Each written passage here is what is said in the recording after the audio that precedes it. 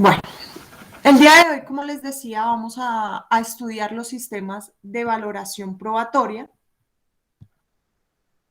Vamos a evaluar los tres sistemas, vamos a determinar cuáles son las ventajas y desventajas que podemos nosotros encontrar en cada uno de ellos. Vamos a pasar también por reglas de valoración, vamos a estudiar un poquito del concepto de valoración y finalmente pasaremos a cómo se aplica la valoración en Colombia en los procesos judiciales. ¿Listo?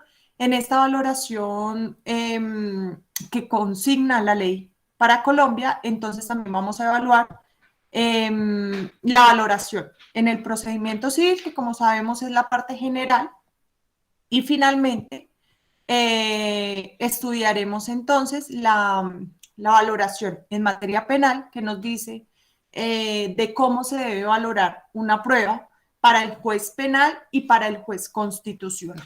¿Listo? Entonces, empecemos ahí sí, desde el inicio.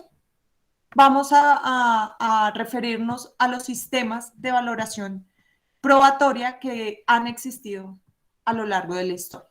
Entonces, ¿qué vamos a decir de la valoración probatoria?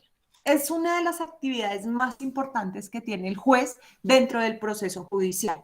¿Por qué? Porque creen que es una de las actividades más importantes.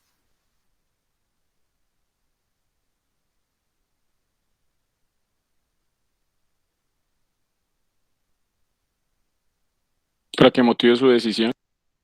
Exactamente, porque esa valoración o ese análisis que va a hacer a cada uno de los medios probatorios y a cada una de las pruebas va a servirnos para la decisión, ¿sí? Al juez le va a determinar qué hechos de la demanda o de la contestación son ciertos o al menos cuáles convencieron, ¿sí? Frente a su convicción. Entonces, dependiendo de los hechos, va a tomar la decisión y va a conceder pretensiones o negar pretensiones o conceder las excepciones propuestas en la contestación de la demanda. Entonces, es una de las actividades más importantes y complejas que puede realizar el juez durante el proceso. Y adicional a ello, se van a ver reflejadas en la sentencia porque debe motivar su decisión a través del convencimiento que le presentaron cada una de las partes, ¿sí? A través de estos medios probatorios. Entonces, ¿cuáles sistemas de valoración probatoria nosotros podemos encontrar? Podemos encontrar estos tres, ¿sí? La íntima convicción, la tarifa legal y la sana crítica. Estos sistemas de valoración no son nuevos, provienen del derecho romano, ¿sí? Entonces, ¿cómo se ha venido evolucionando los sistemas de convicción? Los sistemas de valoración, perdón. Entonces vamos a encontrar en primer lugar la íntima o libre convicción, ¿sí? Que es el sistema de valoración donde consagra una libertad absoluta al juez para formar su convencimiento, ¿sí? Es decir, él va a coger los medios probatorios y él va a decir, a mí me convenció esto o a mí me convenció aquello. Pero inclusive no está obligado el juez a motivar su decisión en este sistema. Es decir, no está atado a la ley, no está atado al medio probatorio, sino que aquí ya el juez tiene una libertad absoluta. Él va a decir, a mí me convenció fulanito de tal, me convenció parte A, parte B, ¿sí? No va a entrar motivando la decisión. Entonces aquí decimos que pues el convencimiento se le da al juez a través incluso de los medios probatorios, pero no existen reglas en el sistema de íntima convicción, no vamos a encontrar reglas que determinen un valor a cada medio. No es que le vamos a dar mayor valor a los documentos que a los testimonios, no, aquí no existe ningún tipo de regla, ni siquiera la lógica, ni siquiera la experiencia previa del juez que haya podido tener, sino que nos limitamos exclusivamente la convicción que él haya podido tener o no. ¿Qué creen que sucede con este sistema?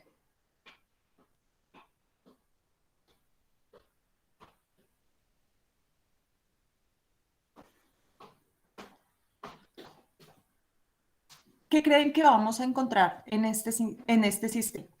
¿O ustedes qué opinión tienen respecto al sistema?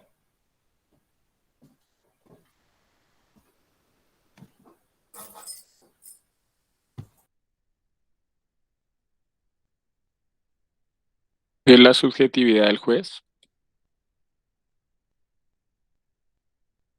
Y de allí que el sistema nos vaya a presentar unas desventajas. ¿Listo?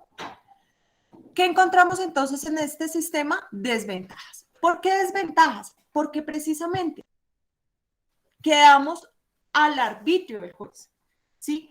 A la libertad absoluta del juez. Por lo tanto, la primer desventaja que vamos a encontrar es que el juez no tiene la obligación de razonar la prueba ni plantear puntos objetivos de referencia.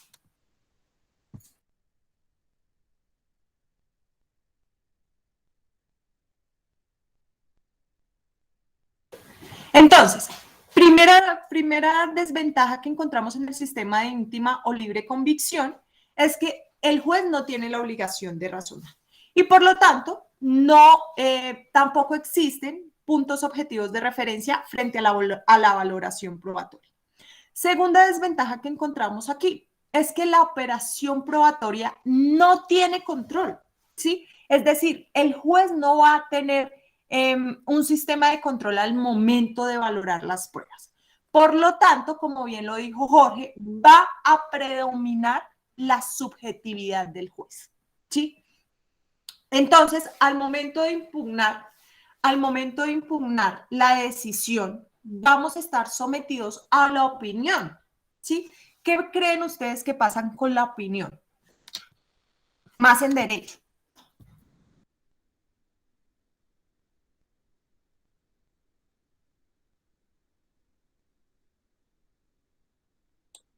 Presiona a los jueces para que fallen de cierta manera. Pongamos un ejemplo. En el parcial yo les doy, o en un taller les pongo una pregunta. ¿Cuál es su opinión frente a una norma? Un ejemplo, frente a la norma del aborto. ¿Qué pasaría con esa pregunta de opinión?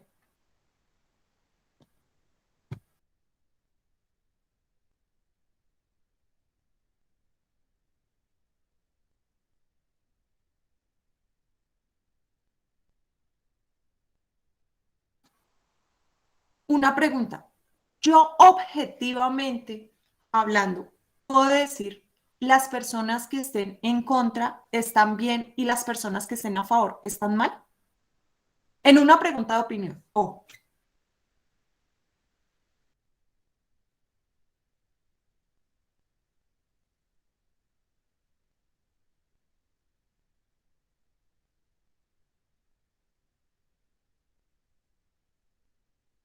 No, no, señora. todas las opiniones son válidas. Y como la decisión en este sistema está muy atada a la subjetividad del juez, yo cómo le puedo decir al juez, señor juez, usted la decisión que tomó está mal. El señor juez lo primero que va a decir, bueno, pues es que yo lo considero así y esa fue mi certeza.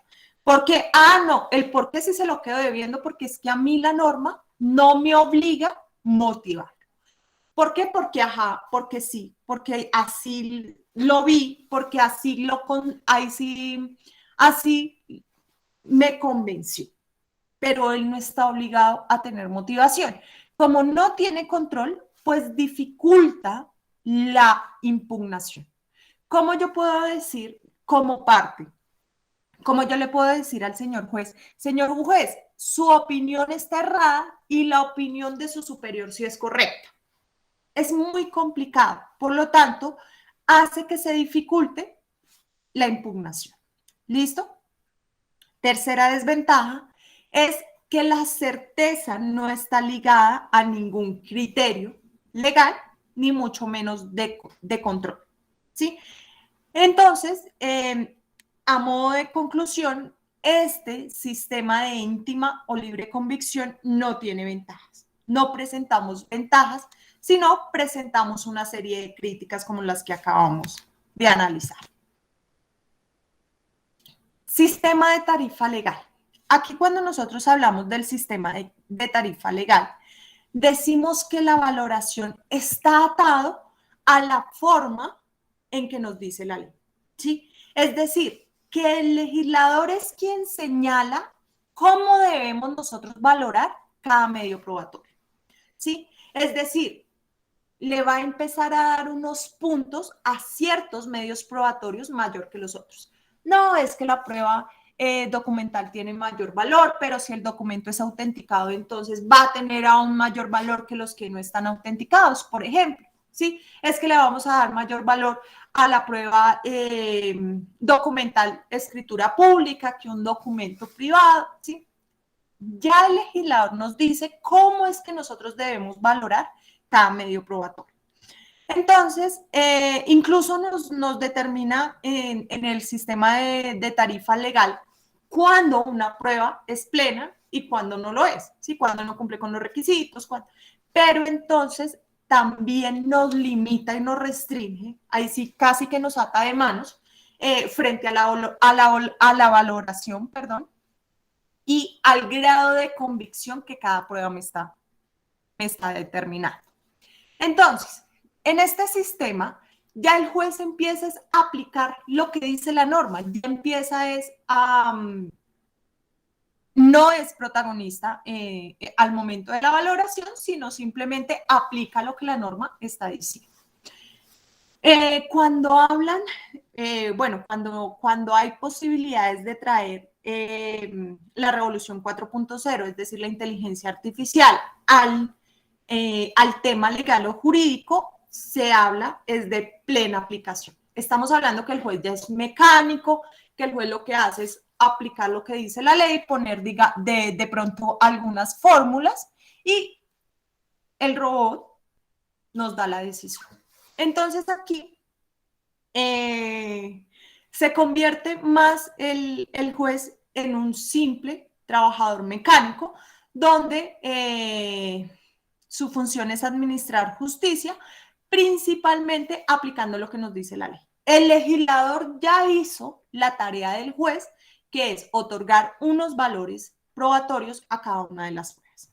¿Listo? Entonces, aquí ya el protagonista no es el juez, sino es el legislador, porque todo está diseñado, o el juez más bien está encargado de aplicar la valoración que previamente le tasó el legislador. ¿Cuáles son las ventajas del sistema de tarifa legal? Aquí sí encontramos ventajas. También vamos a encontrar algunas desventajas. Entonces, empecemos por las ventajas.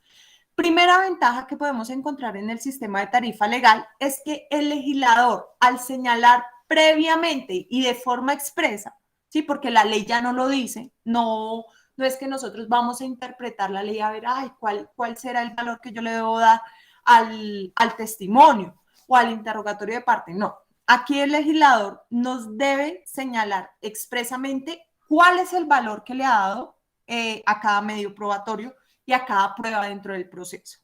Por lo tanto, las partes de entrada ya saben si van a perder o van a ganar, ¿sí? Entonces, se dice que el sistema de tarifa legal genera o proporciona una seguridad jurídica y incluso una uniformidad en las decisiones judiciales.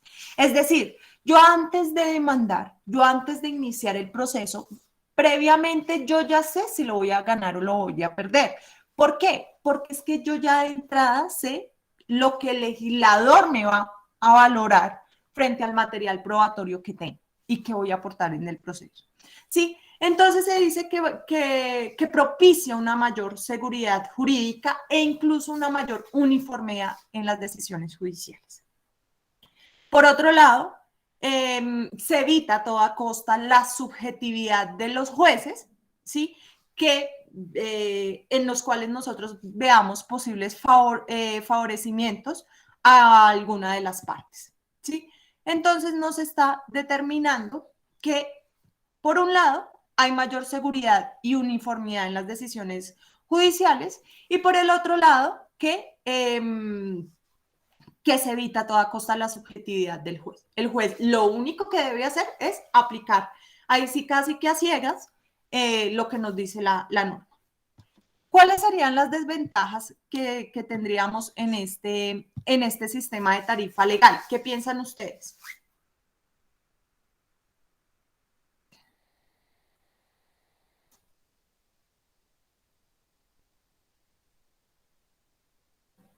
Se vuelve muy psicorrígido el sistema y a veces puede estar por encima lo procesal que lo sustancial. Exactamente. Aquí en Colombia hay una acción de tutela, o bueno, puede uno presentar acción de tutela por vulneración al debido proceso y vulneración a la administración de justicia. ¿Por qué uno puede presentar esa acción de tutela? Cuando sobre todo hay, eso se llama exceso de ritual manifiesto. Es la línea que ha construido la Corte Constitucional tratando de evitar lo que nos dice Jorge, que haya un exceso en la aplicación de una norma procesal que incluso vulnere o relegue la aplicación del derecho sustancial. ¿Por qué? Porque los jueces se ensañan mucho en, no, es que la norma procesal me dice esto y esto y esto. ¿Y dónde quedó el derecho sustancial? Relegado, e incluso los jueces niegan derechos sustanciales en virtud de este exceso de ritual manifiesto, ese exceso de ritual en las normas procesales. Les cuento un caso, ahí sí que hace poco me leí una sentencia de un club de fútbol, eh, una sentencia de la Sala de Casación Laboral. Esta sentencia, bueno, a grosso modo les cuento los detalles. Imagínense que el jugador de fútbol demandó al club deportivo porque estaba contratado a través de prestación de servicios.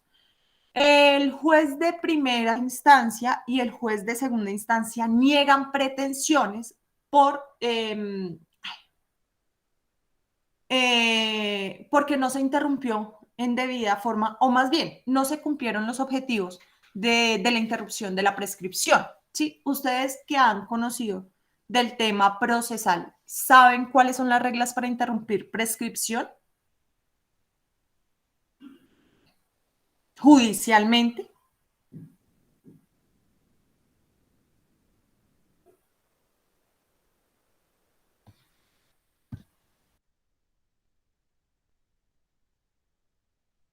No la recuerdo bien, pero recuerdo que es a través de la conciliación, o sea, hay varias maneras, depende. Y judicialmente, ¿cómo se interrumpe la prescripción?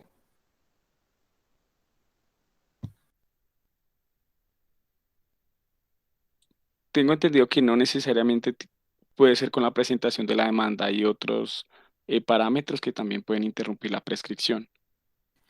Pero con la presentación de la demanda hay un requisito.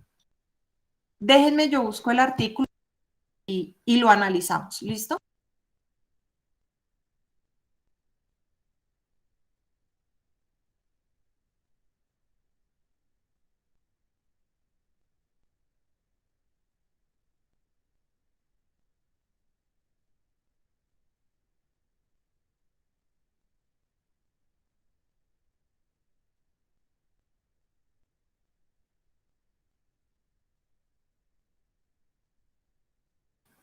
Artículo 94 del Código General del Proceso. ¿Alguien tiene el Código General a la mano y que me ayuda con la lectura?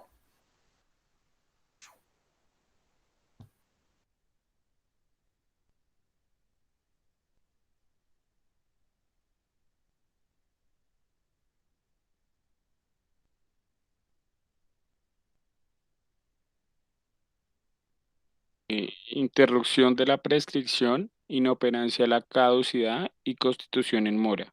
¿Leo absolutamente todo el artículo, profesora? Sí, bueno.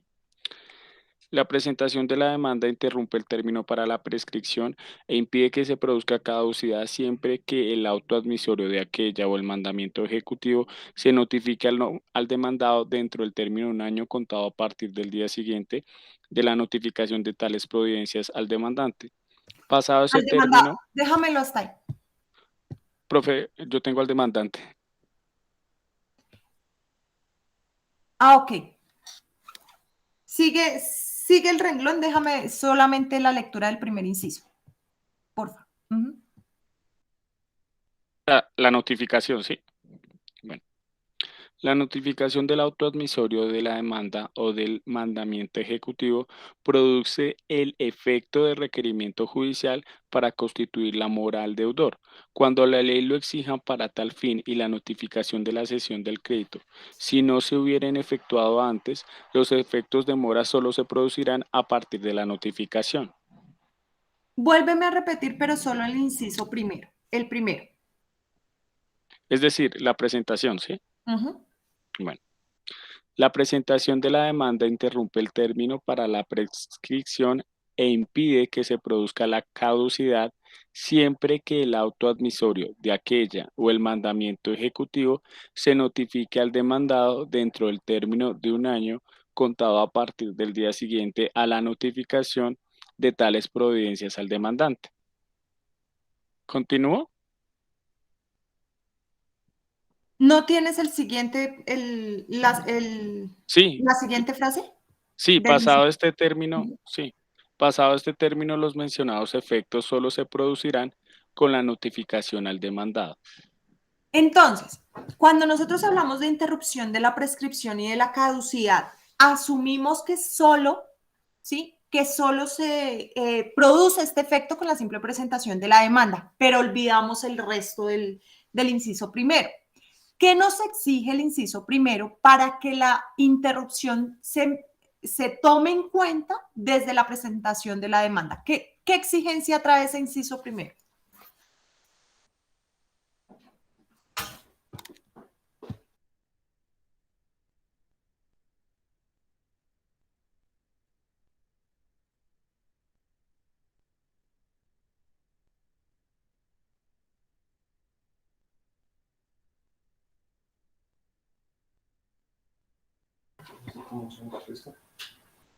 Entonces, muchachos, ¿qué necesitamos nosotros según el artículo 94 para interrumpir la prescripción desde la presentación de la demanda? No solo presentar la demanda, ¿cierto?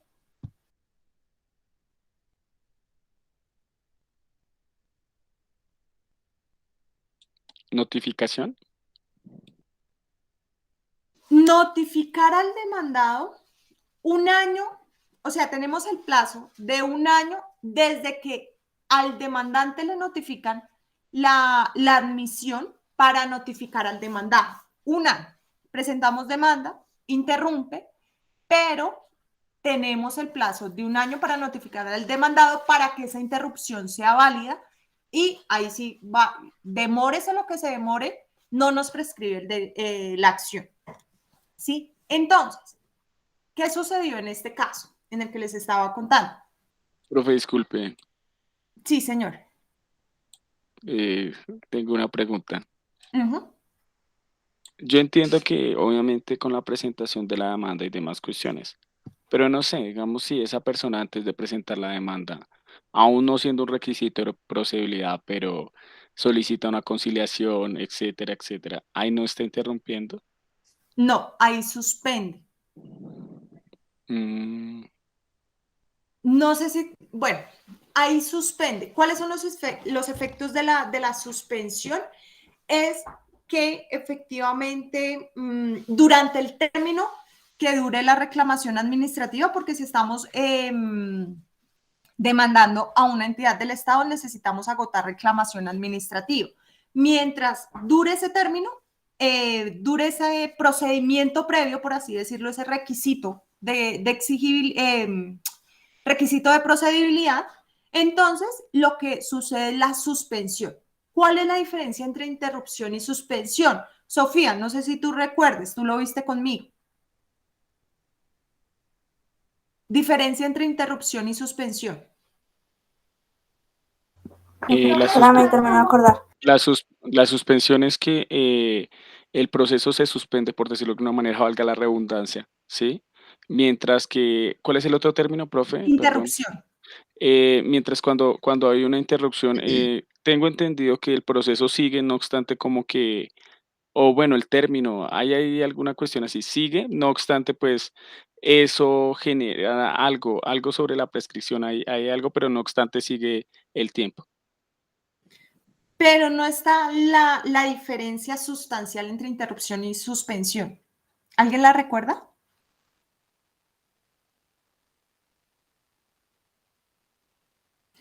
Suspensión paraliza. Pero si no estoy mal. Sí, sí, Sofía.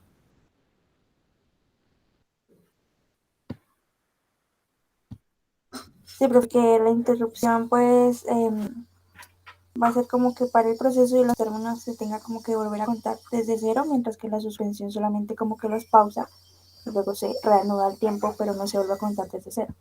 Muy bien, Sofía. Esa es la diferencia, ¿sí?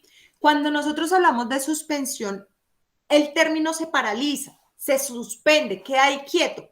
Pero cuando se levante la causal que dio suspensión, sigue corriendo contándose el término que teníamos frente a la suspensión, ¿sí? Para nosotros hablar de interrupción, el efecto jurídico de la interrupción es que hay interrupción y en el momento en que se levanta la interrupción o con el acto que yo interrumpí la prescripción, volvemos a contar de ceros. ¿Sí? Esa es la gran diferencia con la interrupción. ¿Qué es lo que pasa? Se interrumpe la prescripción, ojo, conciliación suspende, reclamación administrativa suspende, interrupción, reclamación directa del empleador, del trabajador al empleador sobre los derechos que está reclamando y que puede reclamar judicialmente.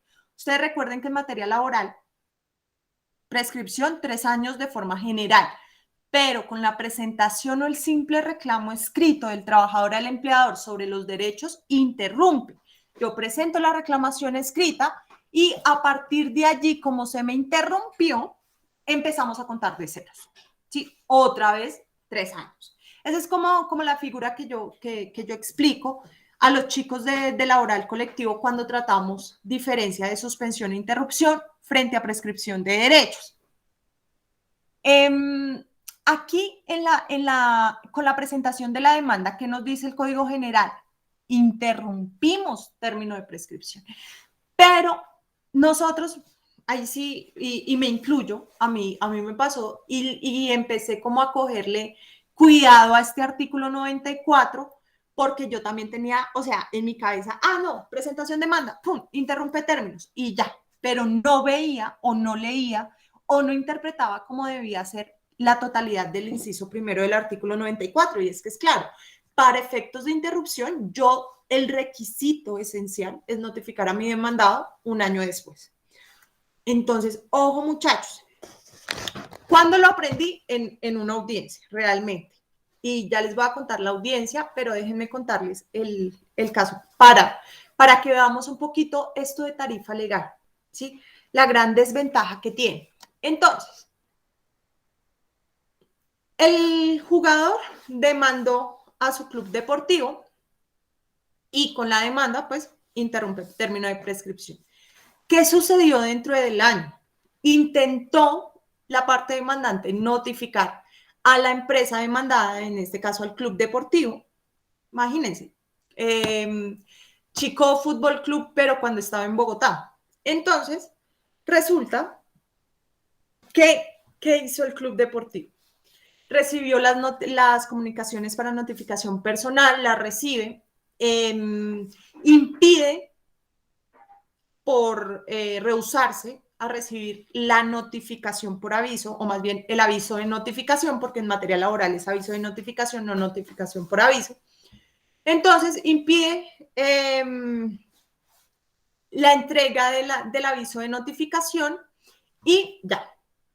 ¿Qué pasa en materia laboral distinto a materia civil? En materia civil hay notificación por aviso, es decir, solamente se envía el paquete completo de la notificación y el demandado queda notificado.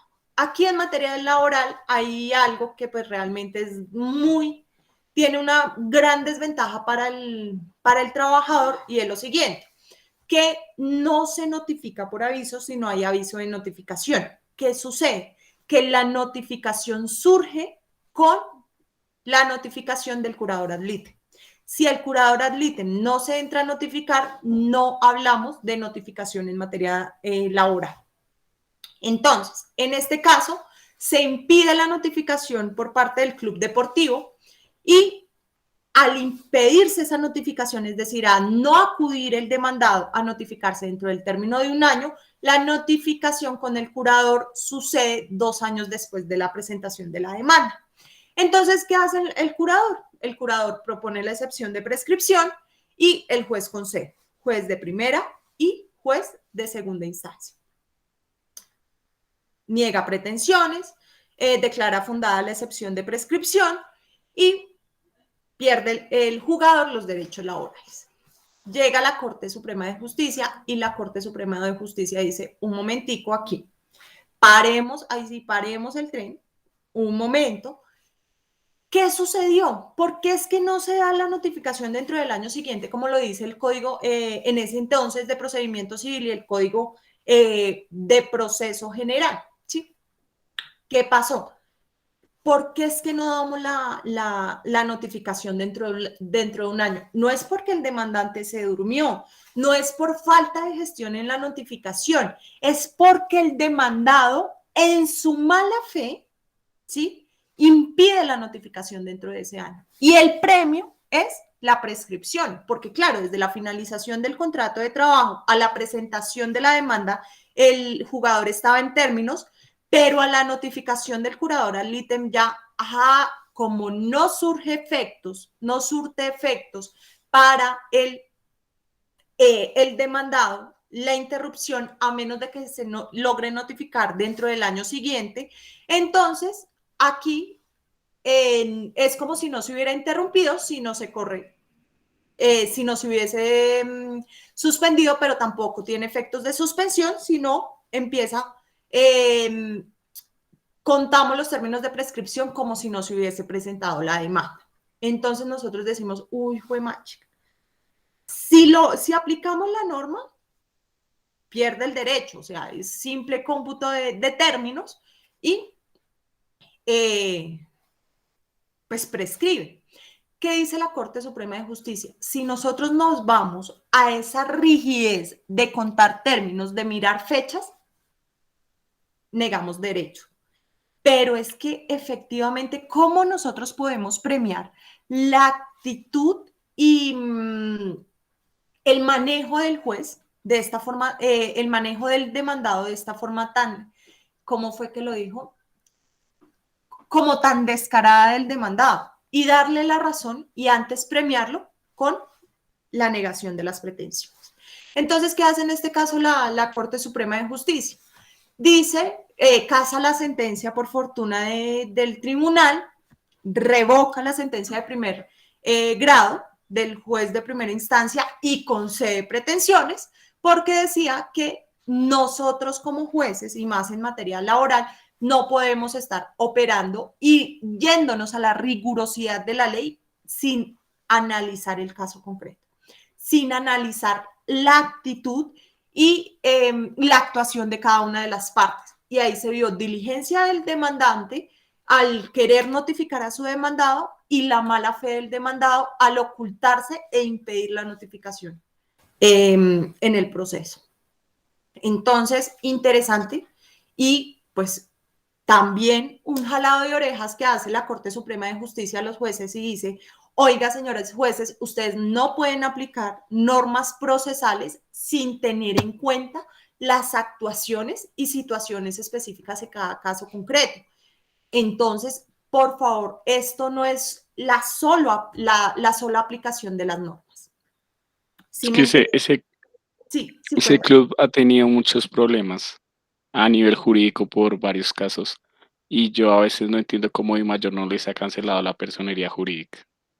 No, inclusive, o sea, sabes que DIMAYOR no tiene, no está en la obligación de hacer vigilancia a normas laborales. O sea, no entiendo yo cómo el Ministerio del Trabajo no impone sanciones rígidas a estos empleadores que contratan a sus trabajadores, porque, ojo, la contratación, o sea, el problema inicial venía en que la contratación era de prestación de servicios, cuando efectivamente se daban todos los elementos del contrato de trabajo y los jugadores de fútbol a no tener norma especial aplicable completamente código sustantivo del trabajo. Sí, realmente es un tema bastante, bastante reiterativo, no solamente por este club, sino por varios.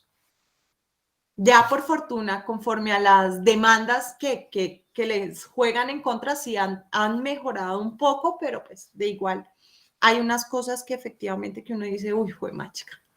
Y los jueces fallando rígidamente una norma, pues también vulnera derecho sustancial.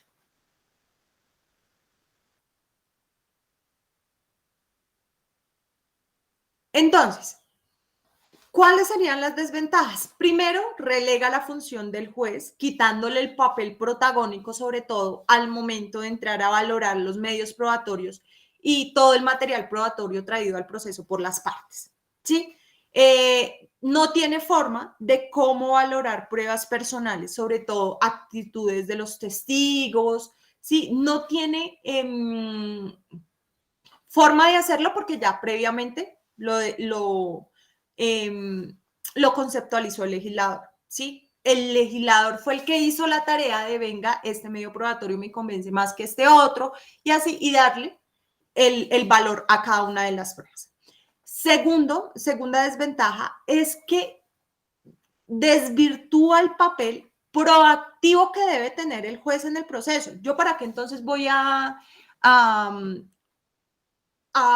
practicar personalmente las pruebas si ya el legislador me dice cómo las debo valorar? Yo puedo incluso hasta delegar la función de práctica de pruebas a mi secretario y venga secretario, entonces el testigo le damos 4 puntos y al documento entonces le damos 5 y al interrogatorio de parte tal vez le demos 2 puntos y así, porque ya el legislador hizo la tarea.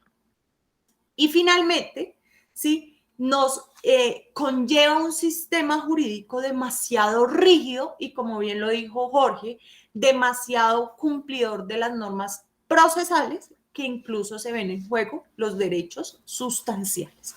¿Listo? Como sucedió en este caso. Primera y segunda instancia, como les decía, sin lugar a dudas, simple relación de fechas, entonces no, sí, eso efectivamente prescribió, sin miramientos de la actitud y del papel que jugó las partes en este proceso.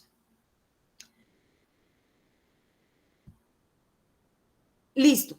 Sí me quedó un poquito claro, sí quedó un poquito claro en qué consistía el tema de la prescripción con la presentación de la demanda. Miren, chicos, por favor, no se vayan a eso. O sea, yo cogí la experiencia realmente por una audiencia de una compañera de ustedes. Ahí sí, imagínense. Resulta que, porque yo decía, presentación de la demanda suspende, interrumpe términos de prescripción y ya el derecho no me prescribe, ¿sí? Pero imagínense que por cosas de la vida, o sea, ahí sí, curiosidades de la vida, muy interesante el tema. Resulta que esto sí se sale totalmente del tema que estamos viendo, pero ahí sí, pido mil excusas, pero es más para que no me les vaya a pasar a ustedes. Por simple descuido de la persona que cogió el caso, porque supongo yo que la que coge el caso de consultorio jurídico hace la demanda, entonces ahí empezó todo. O sea, ese fue el error, la demanda. Y las personas que se fueron sustituyendo el proceso no se dieron cuenta, y de hecho yo tampoco me di cuenta, si no fue, ahí sí, ustedes saben que yo, o bueno, las personas que me conocen saben que yo tengo mi oficina es con mi compañero, con mi novio, y él fue el que se dio cuenta. Yo era la curadora en ese caso, pero nosotros juntos, casi que en la totalidad de los casos, evaluamos los casos conjuntamente, o sea, los dos miramos las pruebas, organizamos la audiencia, nos organizamos, sabemos qué vamos a decir en la audiencia porque ambos las preparamos. Entonces, ¿qué pasó en ese caso? Ese caso fue en el juzgado de pequeñas causas, el juez también cometió el error, no se dio cuenta y me nombraron a mí como curadora. En el momento en que me nombran a mí como curadora, yo no trabajaba en la universidad, entonces pues yo no tenía conflicto o impedimento alguno para fungir de curadora del demandado. Entonces, la persona que estaba, el trabajador, se asesoró de un estudiante de consultorio jurídico y el consultorio jurídico fue quien llevó el proceso judicial. Imagínense que el proceso judicial lo adelantan y lo que les digo, hay como 4 sustituciones en el proceso, 5 sustituciones tal vez.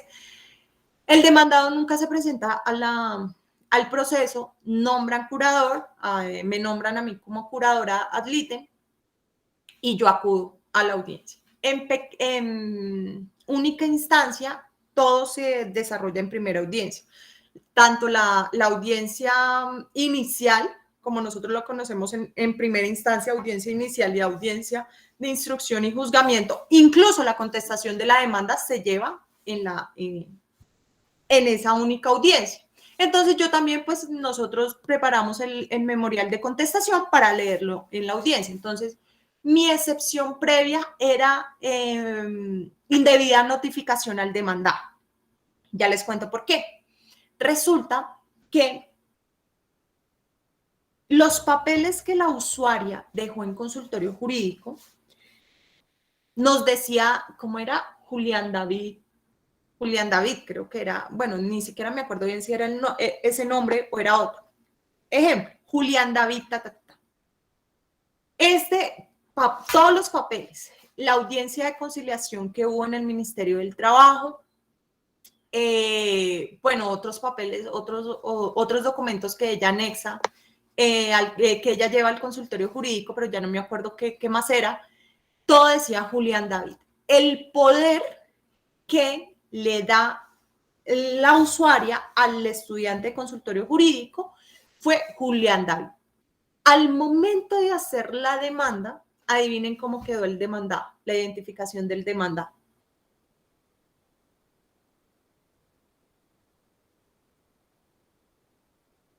Quedó David Julián, o sea, se invirtieron los nombres. ¿Y qué hace el juzgado? Entonces el juzgado, de entrada, admite demanda con el nombre o con la identificación del demandado según la demanda. Sí, no mira anexos, no mira poder, no mira nada, sino mira solo demanda. Bueno, admítase la demanda de, un ejemplo, de Erika Paola en contra de David Julián. Y resulta que el resto de los papeles decía Julián David y el número de la cédula. Yo me busco, claro, cuando mi novio se dio cuenta de eso y yo dije, no, espera un momentico. Nosotros antes de la audiencia revisamos en la página de antecedentes policiales con el número de la cédula cuál era realmente la identificación de este señor. Y este señor se llamaba, era Julián David, no David Julián. Entonces, yo bueno, elaboro mi contestación, excepción previa, indebida notificación, y la otra era que no se sabía realmente quién era el demandado. Contesto la demanda, propongo la excepción. Esta muchacha, o sea, esta chica, la que va a la audiencia, estaba muerta del susto. O sea, empezando porque estaba, perdónenme la expresión, estaba re asustada. Eso yo la vi desde que llegó y pues la chica, su primera audiencia, o sea, imagínense que a uno le pasa eso en audiencia. Ay, yo decía, no, yo le daba moral al final de la audiencia a la chica y yo, qué bueno que te haya pasado porque estoy completamente segura que a ti no te va a volver a pasar una cosa de estas. En consultorio jurídico le dijeron, haga reforma de la demanda, pero por otras cosas. O sea, eso fue una locura porque lo que se hizo en la reforma de la demanda fue reorganizar la demanda. Sustancialmente esa reforma de la demanda no era reforma de la demanda. O sea, ¿qué implicación tiene la reforma de la demanda? Que yo cambie pretensiones, que yo cambie partes o que yo cambie pruebas. Ninguna de esas tres se daba en esa reforma. ¿Cómo fue entonces la audiencia? Yo leí mi contestación. Cuando la chica me propone reforma de la demanda, yo dije, se dio cuenta y va a subsanar el error. Yo dije, listo, bien, válido.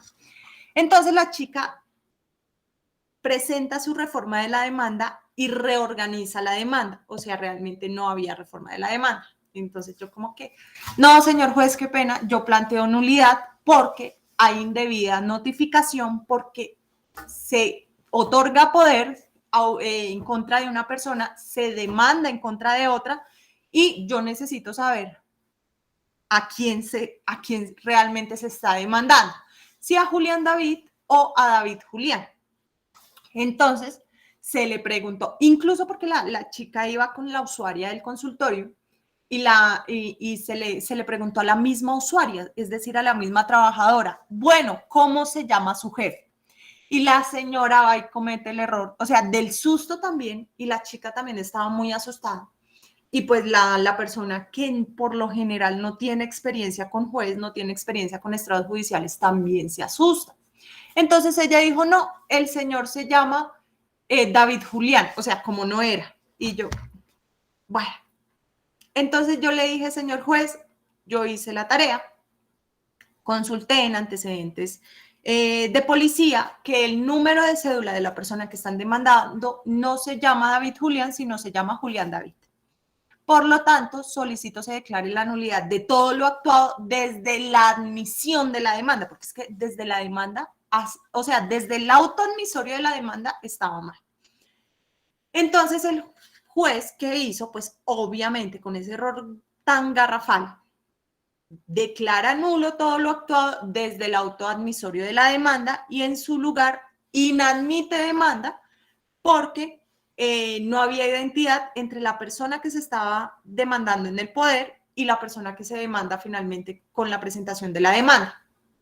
Entonces, ¿qué pasa? Todo se invalida y con ello la notificación del demandado dentro del periodo del año. Entonces, yo ya sabía que eso ya estaba prescrito a la fecha de la audiencia. Imagínense corregir demanda, autoadmisorio, notificar, pues obviamente más que superado el término del año. Por lo tanto, no operaba la interrupción de la prescripción ahí al año. Entonces yo dije, qué embarrada tan grande, qué error tan garrafal, porque efectivamente ese derecho de esa usuaria en ese consultorio sí se había perdido. El proceso continuó porque yo lo estuve evaluando hasta que realmente nombraron otro curador, porque yo quería ahí sí librar mi responsabilidad. Yo decía, no, yo no puedo dejar de estar pendiente del proceso porque yo no sé si a mí me han relevado. Se suponía que sí, porque con todo lo actuado, pues incluso el auto en el que me nombraba curadora, pues también nombran a otro curador, entonces yo ya le dejo de hacer el seguimiento al proceso, pero imagínense eso. Eso les cuento que le pasó a una compañera de ustedes, no tanto por el tema, sino más que todo para que no me les vaya a pasar en consultorio jurídico. Muchísimo cuidado cómo es que consignan el nombre en el poder, cómo es que van a demandar, cómo es que se van a proseguir los actos subsiguientes, judiciales, de notificación y todo para saber efectivamente qué se está notificando a la persona que era, sobre todo porque nosotros tenemos encima el artículo 94. Entonces, en mi opinión, ahí sí había prescripción, porque efectivamente se había invalidado todo lo actuado desde el auto admisorio de la demanda, o sea, como 2 años ahí de proceso completamente perdidos. Eso me pasó y desde ahí yo dije, hay que revisar todo frente a la notificación del demandado porque podemos estar muy confiados que interrumpimos término de prescripción y resulta que en verdad no se interrumpió. ¿Hay alguna duda de lo que hemos charlado hasta aquí?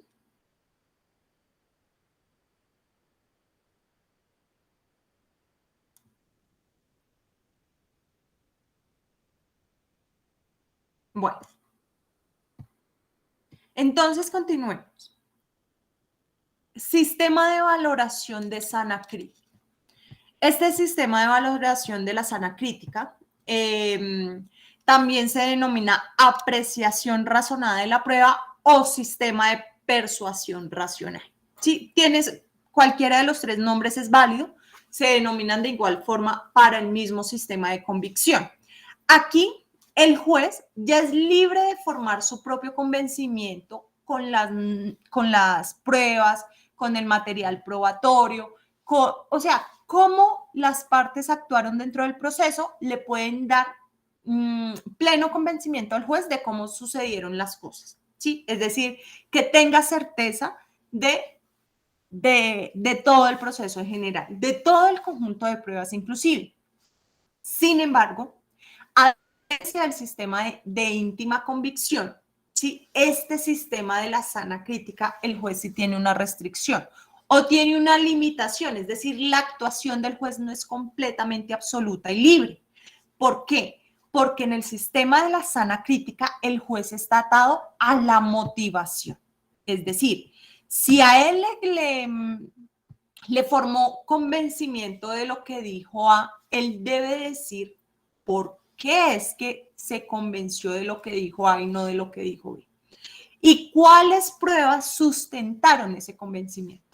Entonces, aquí el papel protagónico se lo devolvemos al juez, ¿sí? El juez tiene un papel activo frente a la valoración de las pruebas, es libre al momento de formar su convencimiento, ¿sí? Al momento de entrar a hacer valoración, no está supeditado a lo que nos dice la ley frente a una cosa, frente a la otra, sino que específicamente él puede valorar los medios probatorios con su experiencia, con su conocimiento, con experiencia tecnológica, técnica, científica, ¿sí? Pero de todas formas está supeditado a la motivación. Entonces aquí ya vamos a ver cómo juega también un papel protagónico a las reglas de la lógica, a las reglas de la experiencia, ¿sí? Para que el juez pueda analizar el material probatorio que está dentro del proceso con sana razón y con conocimiento experimental de las cosas. Ah, pero es que yo sé que de 7 de la mañana a 6 de la tarde estamos en el día, porque es que yo mismo he visto cómo sale el sol a las 6 de la mañana, ¿sí? Porque es que mi experiencia me dice que a las 6 de la mañana ya hay luz suficiente para que podamos ver con claridad lo que pasa en la esquina, ¿sí? Entonces, ya empieza a jugar y es válido la utilización de reglas como la lógica e incluso como la experiencia. Entonces, ¿qué podemos decir de este sistema? Que va a facultar al juez para valorar de una forma libre y razonada el acervo probatorio, el material probatorio que tenemos en nuestro proceso. ¿Sí? Donde el juez va a llegar a la conclusión de una manera personal, pero, es decir, que no está sujeto a reglas abstractas preestablecidas en la norma, sino que va a jugar con las reglas de su propia lógica, de su experiencia, de la ciencia, de las artes, ¿sí? Según lo que se haya traído al proceso a través de las pruebas. No es que el perito me dice que es que efectivamente la bala fue, el trayecto de la bala de la persona que estaba en el costado derecho fue así, así, así. Pero ¿por qué le voy a creer a ese perito? No, es que tiene estudios, tiene conocimiento, tiene experiencia. Entonces a mí, mi conocimiento previo, mi experiencia previa como juez, me da la plena convicción esa prueba pericial. Y la prueba pericial, un ejemplo, de la defensa, pues es como regular, porque no tiene los conocimientos, es más experto este perito que el de la defensa. Entonces ya ahí empezamos a jugar con esas reglas de la lógica y de la experiencia. ¿Cuáles serían entonces las ventajas de este sistema de convicción? El juez se obliga a la motivación. El juez se obliga a emplear las reglas de la experiencia, de la ciencia, de la sociología, de la técnica, ¿sí? Para administrar la justicia, ¿sí? Que no sea arbitrario, es decir, que él no tenga libertad absoluta frente a su convicción. No, él debe estar aplicando crítica y razonadamente las pruebas, o más bien aplicando su valoración de forma crítica y razonada. No puede estar diciendo, ay, es que a mí me convenció porque es que me habló bonito en la audiencia y ya, y como yo no tengo que motivar absolutamente nada, pues ese fue mi convencimiento, esa fue mi opinión frente a cómo sucedieron los hechos. No, aquí no está supeditado a su opinión, sino a la valoración incluso de forma objetiva del material probatorio, siguiendo con las reglas de la experiencia, de la lógica, de la sociología, de la filosofía, de la técnica inclusive, para entrar a valorar esas pruebas. Segunda ventaja que podemos encontrar en este sistema es que el juez se muestra como un jugador independiente, ¿sí? El juez se muestra en su papel de persona objetiva dentro del proceso, de persona independiente a las partes. Es el director del proceso quien debe evaluar todas las pruebas aportadas, va como director del proceso, va a vigilar que se cumplan los requisitos, que se cumplan las formalidades, que la prueba cumpla con el requisito extrínseco e intrínseco. Entonces, profe, ¿cuáles es que son los requisitos extrínsecos? Los de toda la prueba, que sea pertinente, que sea útil, que sea conducente, que sea legal, ¿sí? Y también con los requisitos intrínsecos. Ay, profe, pero esos no los hemos visto. Esos son los que cada medio probatorio tiene para su validez. Entonces, aquí el juez tiene un papel imparcial, objetivo, ¿sí? Porque va a vigilar que la prueba cumpla con estos requisitos, cumpla con las formalidades, pero adicional a ello, que se esté convenciendo realmente, pero sobre todo porque al final debe motivar con esas reglas, ¿sí? Motivar con las reglas de la lógica, de la experiencia, de la técnica, de la ciencia, para proferir su decisión. Y de allí que como se está formando un convencimiento razonado y crítico, va a cumplir también un papel oficioso. Entonces, no es que a mí todavía me queda duda, porque recuerden que la finalidad de la prueba es buscarle la certeza al juez de cómo ocurrieron los hechos. Entonces, aquí lo que vamos a hacer es que como el juez puede tener dudas, también es válido su actuación oficiosa en la producción de la prueba. Finalmente, otra de las ventajas de este sistema es que el resultado de esa apreciación va a ser de forma razonada, ¿sí? ¿Por qué? Porque el juez está atado o está supeditado a la motivación del fallo. ¿Por qué es que esa prueba sí lo convenció y la otra no? ¿Por qué es que a esa prueba se le dio mayor valor probatorio? ¿Sí? Por ejemplo, al testigo le creímos más que a la prueba documental. ¿Sí? No, pues es que claro, el testigo realizó las mismas funciones en esta empresa que el demandante. ¿Y quién más que este testigo o también trabajador con las mismas funciones, con el mismo cargo, puede señalarnos qué funciones se cumplen, cuál es el salario, cuál es la periodicidad del pago, si es que hay subordinación para ese cargo o no, ¿cierto? Entonces, esa apreciación o esa motivación va a ser de forma razonada. Desventajas que podemos encontrar en el sistema. Uy, profe, su merced lo vende como si no tuviera desventajas. No, sí tiene una desventaja, y es que hay incertidumbre. ¿Por qué? Porque vamos a convencer a una persona, y ¿qué tal no la convenzamos? Pues perdemos el proceso, ¿cierto? Entonces la desventaja de la sana crítica es que nosotros no sabemos cómo vaya a fallar el juez. ¿Por qué? Porque el juez es una persona, ¿sí? Porque el juez está supeditado a un convencimiento.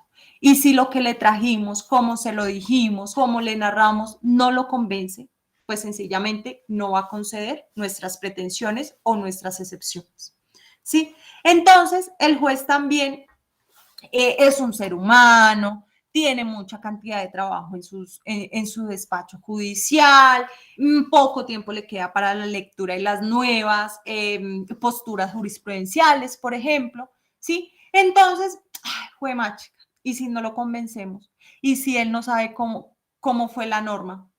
¿Cuál es la interpretación que le debe dar a la norma? Pues muy probablemente también vayamos a perder. Entonces, la desventaja es que hay cierta inseguridad jurídica frente a la valoración de pruebas y frente a la aplicación de una norma sustancial. Así las cosas, en ese sentido sí tiene mayor ventaja la tarifa legal y pues con relación al sistema de la sana crítica. ¿Qué opinan ustedes, muchachos, frente a estos sistemas de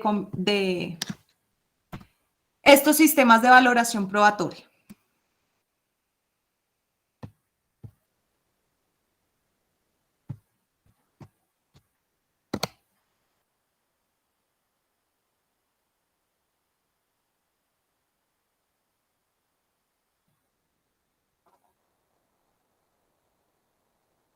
¿Nos encontramos en uno, en alguno?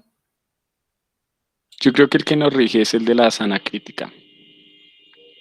El de la sana crítica. ¿Y qué opinión personal tienes frente a los tres sistemas? ¿Cuál crees que opera mejor? En cualquier sistema de jurídico. Ninguno. Ninguno. ¿Y eso? Es que a veces, aunque si viene y el uno está muy arraigado, no a derecho, que es el de la íntima convicción. El otro se ve que es muy arraigado al derecho.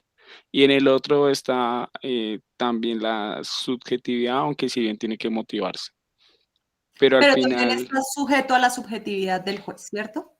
sí, y al final los tres no, pues no sé, a mí no me convencieron. Ok, listo. ¿Alguien más tiene otra opinión? Opinión frente. ¿Qué sistema nos rige? Sí, primero, ¿qué sistema nos rige en Colombia? Y segundo, ¿cuál sistema creen que es mejor?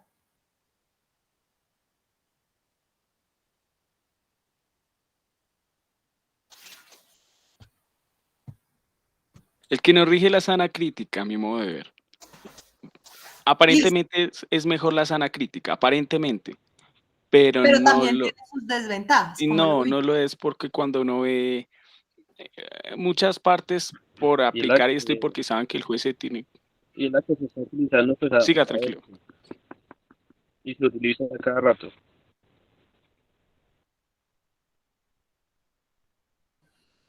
Ojo, el No, lo que decía sistema de Jorge es muy valoración cierto, probatoria más que todo que sobre nos trae. la parte del sistema de sana crítica es donde pues se está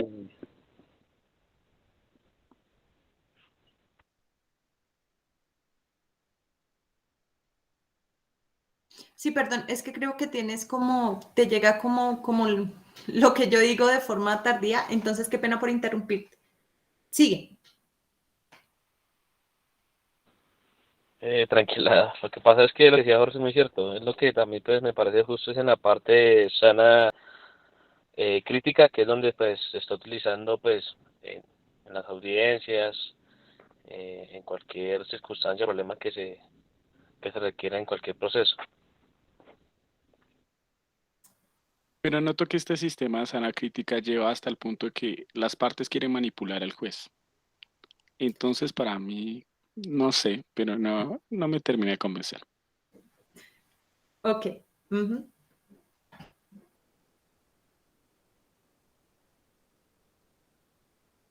¿Alguien Y más ahí es tiene? cuando uno ve tantos procesos de fraude procesal, de procesos disciplinarios a abogados. O sea, no, de hecho, hasta arman obras de teatro en lugar de hacer el escenario de otra manera. Sí, pues es que todo está en la finalidad de la prueba. Si ustedes se dieron cuenta, en Colombia la finalidad de la prueba es el convencimiento, ¿sí? O sea, es darle certeza al juez, no es buscar la realidad absoluta de cómo sucedieron los hechos, sino es qué tanto nosotros convencemos al juez de nuestra narrativa. Eso es la finalidad del proceso judicial. Entonces, lo que ustedes dicen es muy cierto. El juez como persona, como ser humano, como persona, hasta hay posibilidad de estarlo manipulando de cierta forma. Y pues él no conoce la verdad absoluta porque para conocer la verdad de cómo sucedieron los hechos debe estar presente. Y pues si está presente, pues se encuentra impedido para administrar justicia en ese caso específico. ¿Sí? Por lo menos uno de los impedimentos a los jueces es haber conocido previamente el proceso, haber conocido la situación, ¿sí? Haber conocido los hechos. Entonces, ahí vamos a encontrar ciertas dificultades. De entrada, les digo, ningún sistema es absoluto. Es decir, en ningún ordenamiento jurídico solo se opera el sistema de la sana crítica, o en ningún ordenamiento jurídico se opera exclusivamente el sistema de tarifa legal. No. En Colombia pasa algo muy similar. No vamos a ver aplicación de un único sistema en materia de valoración probatoria. Y eso lo veremos la próxima clase. ¿Listo? Por lo pronto, muchachos. Ahí sí, avisos parroquiales. Primero, recordarles que dejamos la fecha del parcial para el 24 de septiembre, que es viernes. En el transcurso de la clase, de 11 de la mañana a 1 de la tarde. ¿Listo? En segundo lugar, esta semana les estaré publicando a todos la nota del taller de pruebas ilícitas para que también lo tengan presente. Otra cosa. Nosotros empezamos la alternancia el día lunes. Ese lunes es 20 de septiembre. ¿Hay alguna persona que esté dispuesta a venir a la universidad a tomar la clase? Profe, su merced es muy reiterativa. Sí, pero lo hago con el fin y propósito de que si alguien quiere y tiene la posibilidad de acudir a clase, lo haga. Las instalaciones de la universidad ya están previstas, ya está prácticamente casi que todo listo para volver a clase. El único requisito que ustedes deben cumplir es enviar a Secretaría de Facultad el consentimiento informado.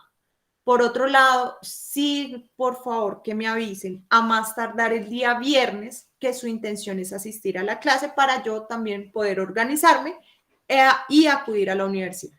Eso por ese lado. Por el otro lado, también les quería hacer una pregunta. ¿Quiénes están y quiénes tienen la posibilidad de asistir a clase? O más bien, ¿quiénes quieren que hagamos la audiencia simulada de la Getty, de los medios probatorios en la universidad, para ir solicitando entonces el espacio de la sala de audiencias?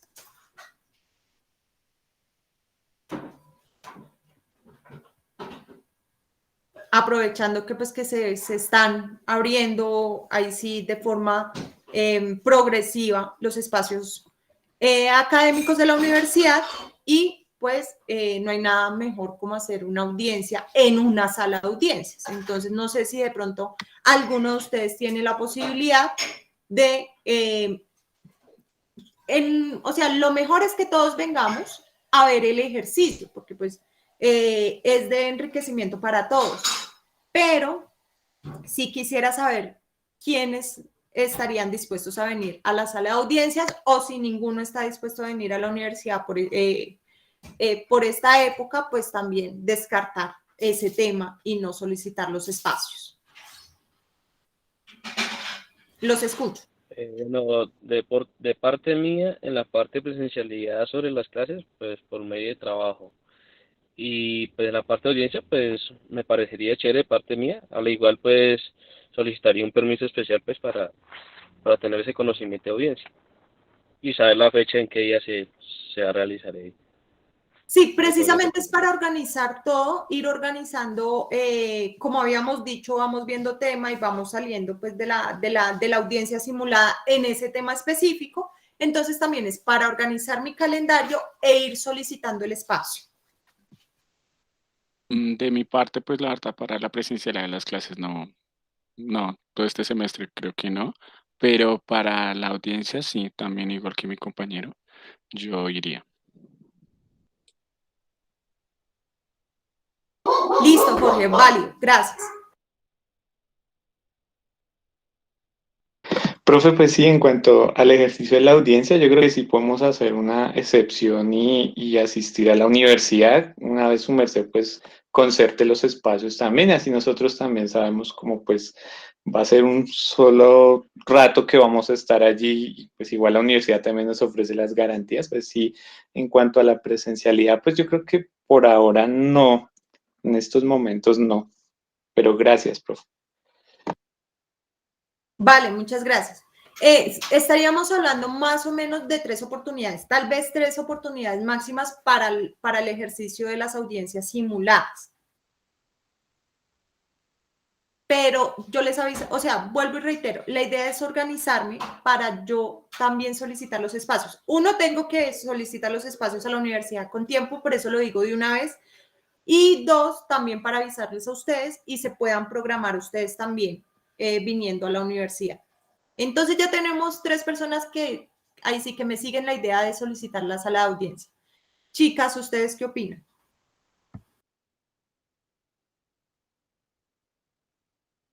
Profes, por mi parte es que como yo no estoy en Tunja y vivo ahorita como a 3 horas, entonces sí me queda un poquito complicado ir, pero pues llegado el caso, si pues toca, pues trataría de acomodarme, profe.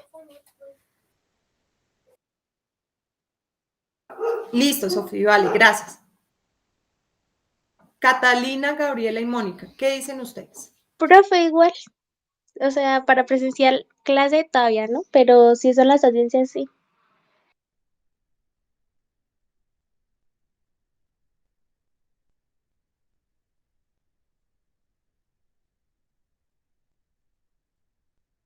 Mónica y Gabriela. Señora profe, ¿Cuál es su postura? em, pues creo que las clases presencial no, profe. Y pues la de la audiencia sí estaría bien. Y creo que tú tampoco vives en Tunja. ¿Tú qué posibilidades tendrías entonces para venir a la sala de audiencias? Pues creo que mi compañero dijo que en la sala de audiencias entonces estaría bien. Ok, no sé si tienen problemas de micrófono o bueno. Listo, chicos. Entonces déjenme, yo cuadro el calendario. El día viernes les estaría proponiendo tentativa las fechas. Otra pregunta. ¿Qué día les queda más fácil? ¿Lunes o viernes? De mi parte mía, el día lunes.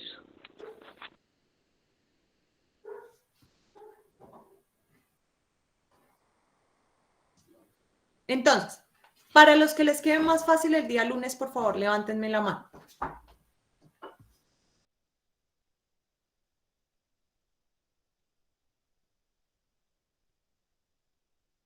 Y el día viernes, de 11 a 1, obviamente serían horas de clase.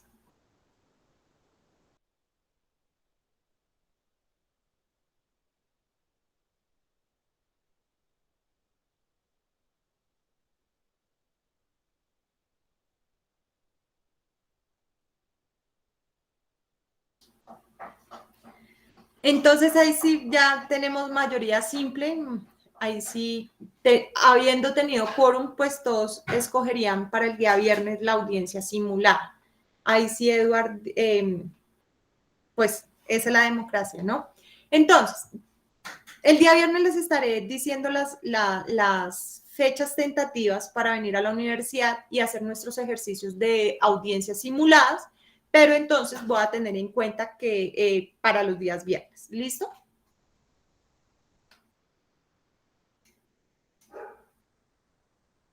Bueno, profe. Vale, muchachos, entonces dejemos esta clase hasta aquí por el día de hoy. La próxima clase terminaremos sistemas de valoración probatoria la siguiente clase veríamos motivación en las decisiones del juez, qué reglas juegan frente a esa motivación, y viernes el día del parcial. Recuerden, por favor, que el día del parcial vamos a hacerlo por plataforma virtual. Yo voy a estar muy pendiente de ustedes y adicional a ello los temas los pueden encontrar en la plataforma virtual.